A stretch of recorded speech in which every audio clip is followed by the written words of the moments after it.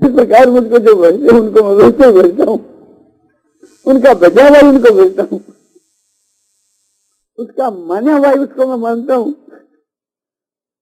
तो उस महात्मा में या ईश्वर में जो कुछ हमारे को प्रतीत होता है वो हमारा ही प्रतिबिंब प्रतीत होता है। ईश्वर को हम ये समझ लें कि ईश्वर क्षण मात्र में उद्धार कर सकते हैं, तो बस हमारा उद्धार क्षण मात्र में हो जाएगा। ईश्वर के विषय में यह समझ लें कि अंतकाल में स्मरण करने से उद्धार हो जाता है, तो अंतकाल में भगवान का स्मरण कर ले हुए। ईश्वर के विषय में यह मान ले कि ईश्वर तो सब जगह सदा ही है और उनकी पूर्ण कृपा सदा ही है, तो बस उसी वक्त उद्धार हो जाएगा। यह मानने के साथ इतना आनंद, इतनी शांति मिलेगी जिसका कोई ठिकाना ही नहीं।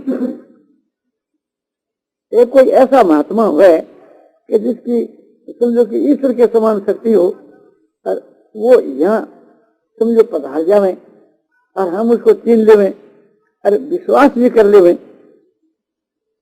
तो उसी वक्त उसी समय के बीच के हमारा जीवन बदल जाएगा। कल आपको वो बात सुनाई थी परशुराम जी की, और परशुराम जी एकदम क्रोध में आग बबूले हो रहे थे और भगवान राम से बात हो रही है, तब भी राम को पिछाड़ा नहीं। और फिर एक प्रकार से श्री राम से कहा कि राम रमापति कर धन लेहु, चढ़े चाप मीते संदेहु।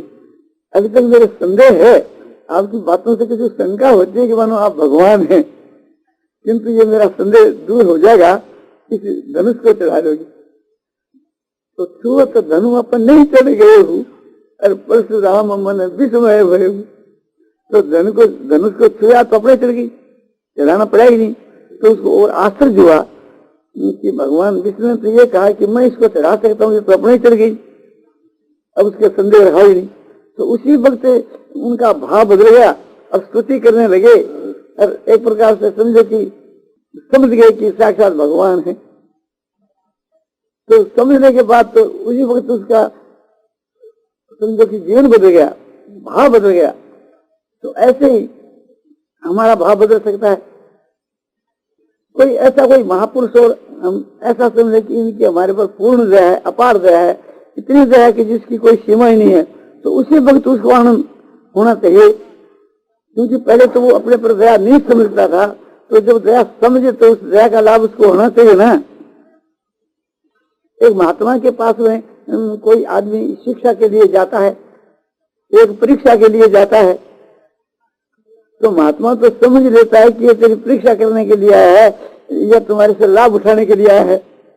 तो परीक्षा करने के लिए जो उनके पास में जाता है, तो परीक्षक को जिस प्रकार से इम्तिहान देना चाहिए वो उसी प्रकार से देता है। तो समझता है तेरी परीक्षा लेने के लिए आया, कोई श्रद्धा से प्रेम से कोई सीखने के लिए तो आया नहीं है।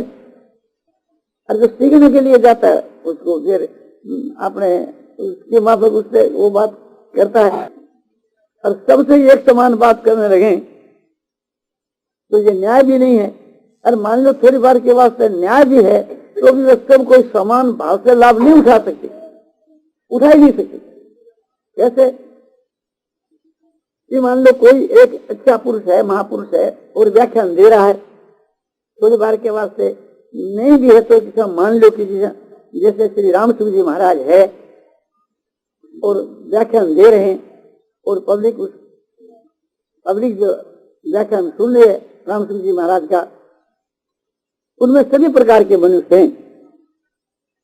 व्याख्यान समाप्त हो गया, सब लोग अपने अपने घर पर जाने लगे। एक भाई ने कहा कि ये सब ढोंग है, ढोंग। दूसरा बोला राम राम राम, तुम बड़ा भारी पाप कर रहा है, ये अच्छे त्यागी महात्मा पुरुष है, तो उसको तुम यूं कहते हो कि ये सब ढोंग, तुम्हारा कैसे कल्याण हो। दूसरा बोला कि ढोंग तो नहीं है, किंतु दुकानदारी है, अपना अपना सभी कोई पेट भरते हैं, तो ये लोग अपनी यही एक दुकानदारी चला रहे हैं। इससे एक प्रकार से इनकी सब खाते जाते, खाने पीने को मिल जाए, कपड़ा मिल जाए, रहने के लिए जगह मिल जाए, सुविधा हो जाए, तो यह एक दुकानदारी है। रोजगार करने की एक पद्धति है। बोले अरे मूर्ख, तू भी ऐसा नहीं जानता, ऐसे महात्मा पर ऐसा कलंक लगाओ तुम, ये तुम्हारे से क्या लिया, क्या रोजगार किया तुम्हारे। तीसरा बोला कि ये सब तो मूर्ख है। असली बात यह है कि हम देखते हैं कि महाराज न तो रुपया छूते हैं और न कोई मान बढ़ाई चाहते हैं, कोई नमस्कार करना चाहो तो भी नहीं चाहते, फूल माला है और है ये भी ऐसा नहीं चाहते, रुपया भी नहीं चाहते, कुछ भी नहीं चाहते, किंतु कीर्ति चाहते। कोई आदमी इनकी कीर्ति करे, प्रशंसा करे, तो एक प्रकार से किसी में प्रसन्नता होती है। चौथा बोला कि तुम भी ऐसा बड़ा मूर्ख है। मान बढ़ाई प्रतिष्ठा को तो ये बुरी बात समझते हैं, निषेध करते हैं, खुद नहीं चाहते। तो तुम क्या मानते हो? बोले हम ये मानते हैं कि उस कोटि के साध्य का इनकी क्या सुख, परमात्मा की प्राप्ति के मार्ग में चल रहे हैं। इस प्रकार के चलने से लोगों को भी लाभ होगा, मुझको भी लाभ होगा, ऐसे साधक पुरुष। दूसरा एक बोला रे मूर्ख, तू भी नहीं जानता, ये साधक क्या है? ये तो सिद्ध महात्मा है, ये तो परमात्मा को प्राप्त हो चुके, अपने तो हो चुके और दूसरों को भी बनाने की चेष्टा करते। एक और बोला कि तुम भी नहीं जानते, तो बोले ये तो संसार के कल्याण के लिए ही आए हैं, क्या यहाँ के थोड़े महात्मा हुए हैं, भगवान ने भेजा है। ये तो भगवान ने अपना अधिकार देकर के, अपनी शक्ति देकर इनको भेजा है कि जाओ संसार का कल्याण करो।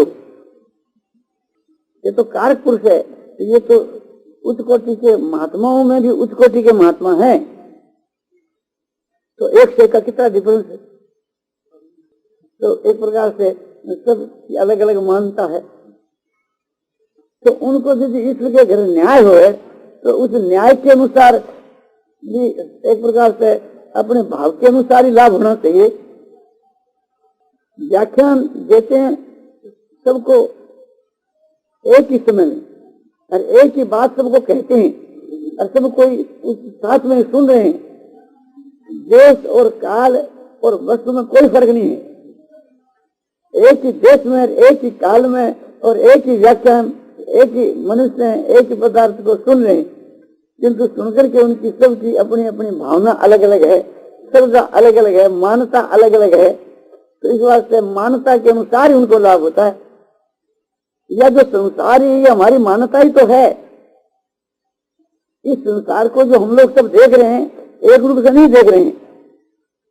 जो उच्च कोटि के महापुरुष हैं उनकी दृष्टि दूसरी है। उनकी क्या दृष्टि है कि बहुनांग जन्मना मंगते ज्ञानवान मांग प्रबद्धते वासुदेव सर्वमिति स महात्मा सुदुर्लभ। बहुत जन्मों के अंत के जन्म में जो कुछ सब वासुदेव ही है। इस प्रकार से मुझको भजता है, माने मानता है, वह महात्मा संसार में महात्माओं में भी अति दुर्लभ महात्मा है। कितने मनुष्य इस संसार को भोग बुद्धि से देखते हैं कि भोगने के योग पदार्थ, और कितने वृद्ध जो पुरुष है अपने वैराग दृष्टि से देखते हैं, उनका वैराग का भाव है। कितने जो लोग हैं इसको भक्ति की दृष्टि से देखते हैं, कितने ज्ञान की दृष्टि से देखते हैं, और उनको अपनी अपनी दृष्टि के अनुसार, अपने अपने मान्यता के अनुसार उनको लाभ होता है। तो मान्यता हमारे लिए हमारी मान्यता काम आती है, तो हमको अपनी मान्यता उच्च से उच्च बनानी चाहिए, जो मान्यता के अनुसार लाभ है और होना ही चाहिए। एक भाई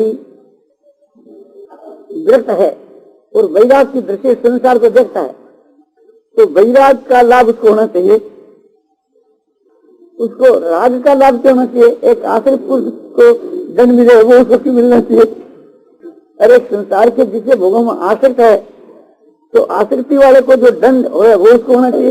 और एक आदमी इसमें भगवान समझता है तो उसको वो लाभ होना चाहिए। योमांग पश्यति सर्वत्र सर्वमित मयि पश्यति अतस्याहं न प्रणश्यामि सचमे न प्रणश्यति। भगवान कहते हैं जो मुझको सर्वत्र देखता है, सब में मुझको देखता है, सबको मुझ में देखता है, उससे मैं कभी अदृश्य नहीं होता और वह मुझसे कभी अदृश्य नहीं होता। उसे मैं कभी चिपता नहीं, वो मुझसे कभी चिपता नहीं, उसको मैं देखता रहता हूँ, वो मुझको देखता रहता है। तो देखने वाले को भगवान देखते रहते हैं। वो जो सूत्र है, वो जो श्लोक है, ये सामांग प्रपदम से तान सके भजामी, जिस प्रकार जो लोग मुझको वैसे उनको मैं वैसे बैठता हूँ, अच्छे से ख्याल करके देख लो। और जो ऐसे समझता है कि सर्वभूत समात्मान सर्वभूतानि चात्मनि इसलिए ये युक्तात्मा सर्वत्र समुद्र, सब जो हमें समान भाव से देखने वाला ये युक्तात्मा पुरुष सारे भूतों में अपने आप को देखता है, अपनी आत्मा को देखता है, शरीर मात्र में नहीं देखता, वो महात्मा है और सारे भूतों को अपने आत्मा में देखता है, तो वो आत्मज्ञानी है। तो आत्मज्ञान का जो लाभ होना चाहिए उसको होना चाहिए। और एक दम भी है, कर्मेंद्रिया संयम में से मनसा स्मरण इंद्रियार्थान विमूढ़ात्मा मिथ्याचार से उठते थे। कर्मेंद्रियों को रोक कर करके और मन से संसार के विषयों का श्रवण करता है। भगवान गीता के मां तीसरे अध्याय के 7 के श्लोक में कहते हैं कि वह मिथ्याचारी है, दंभाचारी, पाखंडी है, तो पाखंडी को दंड होना चाहिए, वो इसको होगा। और दूसरा एक कर्मयोगी है, जिस इंद्रियाणी मन का नियम में आरंभ अर्जुन है, कर्मेंद्रिया कर्मयोग है सकता से। दूसरा एक कर्मेंद्रियों के द्वारा कर्मियों का साधन कर रहा है, तो वो एक प्रकार से इंद्रियों के द्वारा निष्काम भाव से कर्मों का आचरण करता है, तो वो अपने श्रेष्ठ पुरुष है। इस इंद्रियाणी मन से सारी इंद्रियों को बस में कर करके और कर्मयोग का आचरण करता है, तो कहते हैं कि वो तो श्रेष्ठ है। तो ये अपनी अपनी उन लोगों की सबकी मान्यता है, और अपनी अपनी मान्यता के अनुसार वे सब लोग लाभ उठाते हैं। तो हम लोग अपनी अपनी मान्यता के अनुसार ही लाभ या हानि उठाएंगे। तो जिसमें हानि है वो काम हम क्यों करें? ये किसी पर घटा लो कि जैसे एक सुंदर औरत है, उसका जो लड़का है वो उसके माँ के चिपता है, और एक स्तन को तो मुंह से पान करता है, और दूसरा जो माँ का स्तन है उसके ऊपर उसका हाथ है। लड़कों को भी खुशी है, माँ को भी खुशी। माँ का उस लड़के में वात्सल भाव है, और लड़के का ये भाव है कि ये मेरी धरती, मेरा पालन करने वाली, मेरे जन्म के देने वाली मेरी माँ है। उस लड़के का उसमें मातृभाव। उसी औरत के साथ में रात्रि के समय में उसका पति उसके साथ में शयन करता है, वो भी उसके साथ में शयन कर करके समझो कि हृदय के लगाता है और स्तन स्पर्श करता है। उसका दूसरा भाव है, वो उसके अनुसार एक प्रकार से उससे लाभ उठा रहा है। तीसरा एक कोई वृक्ष पुरुष है, उसके नेत्रों के सामने वो पड़ गई, तो वो समझता है कि ये क्या चीज है कि इसमें तो मलमूत्र भरा हुआ है और हाड़ मांस का पिंजर है, ये तो जैसे आपने पायखाना है, तो यह है, तो वो उसे वृक्ष है, उसकी तरफ देखता ही नहीं है। और एक जो है समझो कि कोई भगवान का भक्त है, वो समझता है कि सब में भगवान विराजमान है, तो उनकी वो सेवा करता है, नमस्कार करता है। और 5वां एक ज्ञानी है, वो कहता है कि सब मेरी आत्मा ही है, मेरे स्वरूप है। उन सबको अलग अलग और कोई बाघ आ गया तो वो जिद लगाता है कि ये मेरा भोजन है, समझा, मिल जा तो मैं खा जाऊं, पेट भर ले। एक प्राणी है, उसकी दूरी है, तो सबकी अलग अलग वृत्ति है और सबको अलग अलग लाभ होता है अपनी अपनी मान्यता के अनुसार। इसी प्रकार से भगवान के विषय में अपनी अपनी मान्यता के अनुसार अलग अलग लाभ होता है। ये बात किसी पर घटा, हमको जो सुख दुख लाभ हानि जो कुछ मिलता है वो अपनी मान्यता के अनुसार मिलता है। कोई एक व्यक्ति यहाँ आया, आपका तो उसके साथ हुआ द्वेष और मेरा है उसके साथ में प्रेम, तो वो व्यक्ति मुझको तो प्रेम देने वाला है और आपको एक प्रकार से दुख देने वाला है और द्वेष देने वाला है। कोई आदमी मैं देखता हूँ कि मेरे पास में बहुत आदमी आते हैं जो आपसे में बैर रखते हैं, वो भी आते हैं और हमारे पास आकर के अपने बैर का परिचय नहीं देते, किंतु दूसरों से सुनकर के मैं समझ लेता हूँ इनका परस्पर में बैर है। और मेरे सामने दोनों ही आते हैं, दोनों मुझसे प्रेम करते हैं, उनका परस्पर में बैर है, किंतु मेरे साथ दोनों का ही प्रेम है, मेरे में दोनों प्रेम रखते हैं और मेरे सन्मुख वो अपना परस्पर का बैर है उसका प्रदर्शन भी नहीं कराते। ये हमारा अब श्री के मां कोई बैर है और मैं दोनों को जानता हूं और मौका पड़ने के ऊपर दोनों को समझा करके उनकी सत्रीकरण की विषय शास्त्र में तो ये बात बताई है कि अहिंसा प्रतिष्ठायाम तत्संजो वैर त्याग। महर्षि पतंजलि ने पातांजल योग दर्शन के दूसरे पाद में यह बात कही, जो अहिंसा रहित है, अहिंसा के विषय में जो प्रतिष्ठा हो चुकी है, ऐसा जो पुरुष है उसके सामने जो दो आदमी बैर को लेकर आ जाते हैं तो वे भी अपने बैर का त्याग कर दे। असुर भी आ जाओ तो उनको लेकर पड़ता है, भावी ही उनके में बैर भाव है तो नहीं रहते। झूठी संगत बात है, शास्त्र संगत है, तो अपना उच्च से उच्च भाव बनाना चाहिए। भक्ति के मार्ग में उच्च से उच्च भाव यह है कि सभी भगवान को स्वरूप है और उनकी जो देश है भगवान की लीला, ऐसा मात्र से भगवान की लीला मात्र से भगवान को स्वरूप। तथा ज्ञान की दृष्टि से ज्ञान के सिद्धांत में सबसे उच्च बात यह है कि सब जो है तो ब्रह्म को स्वरूप है और वो ब्रह्म मेरे से अभिन्न है। सब में ब्रह्म भाव को देखता है, एक ब्रह्म के सिवा और दूसरी वस्तु को नहीं देखता। और दिखने वाले पदार्थों को तो यह समझता है कि है तो ब्रह्म और दिखते हैं पदार्थ, फिर उनकी दृष्टि में एक ब्रह्म के साथ दूसरी बात रहती ही नहीं। सारे संसार का अभाव होकर के एक सच्चिदानंद ब्रह्म है तो रह जाता है और फिर वे ब्रह्म को प्राप्त हो जाता है और उसका मन बुद्धि का भी सब ब्रह्म रूप हो जाते हैं। तद्बुद्धे सदात्मा न तन्निष्ठा तत्परायण गच्छम च पुनरावृत्ति ज्ञान निर्धुत कलमसा।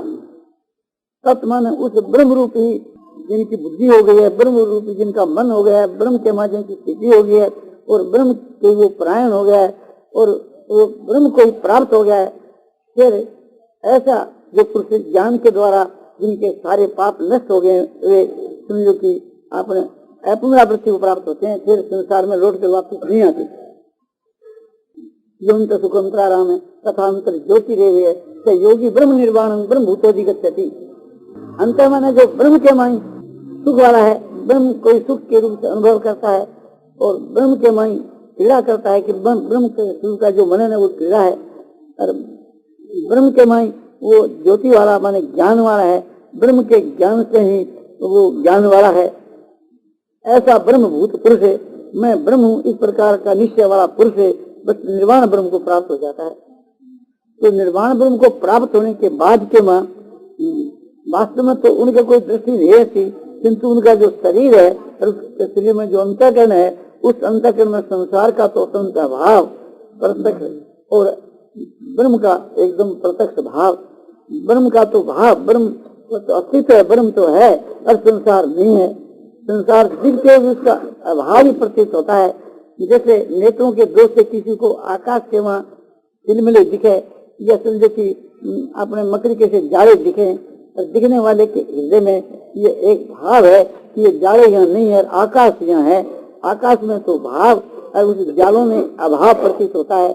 इसी प्रकार से आकाश स्थानीय जो ब्रह्म है उसमें तो भाव और उसके साथ संसार स्थानीय जो है सिरवर है, इसके में अत्यंत उनका अभाव। तो ये समझो कि ज्ञान के सिद्धांत में उच्च कोटि की चीज है। ये दूसरी ज्ञान के सिद्धांत में यह बात है कि सब है तो ब्रह्म ही है, जो कुछ है सब ब्रह्म है, ब्रह्म के अतिरिक्त कोई वस्तु है ही नहीं। इस माप का भाव है। उसको सब ब्रह्म ही प्रतीत होता है, ब्रह्म के सिवा कोई चीज प्रतीत ही नहीं होती। तो दो प्रकार की बात हुई, एक तो सबका बाध करके, सबका अभाव करके के भगवान का जो निर्गुण निराकार जो सच्चिदानंद घन स्वरूप है वही प्रतीत होता है, उसके सिवा संसार प्रतीत ही नहीं होती। और दूसरा यह है, एक प्रकार से ये प्रतीत होता है कि ब्रह्म संसार के रूप में परिणित हो गया। इस वास्ते यह संसार जो तो ब्रह्म को स्वरूप है, क्योंकि ब्रह्म को संकल्प है और संकल्प है तो ब्रह्म को स्वरूप है, इसलिए संसार है तो ब्रह्म को स्वरूप है, ऐसी प्रतीति होती है। तो इस प्रकार का साधन करना जो उत्तम है वो भी उत्तम है। योग के मार्ग के बीच के मैं भगवान का, मेरे भगवान, और ये सब भगवान के ही हैं, मैं भगवान का हूँ और भगवान की इच्छा के अनुसार मैं सब कर्म करता हूँ, भगवान जो कराते हैं भगवान के लिए करता हूँ। ये भक्ति प्रसिद्ध, भक्ति प्रधान कर्मयोग है।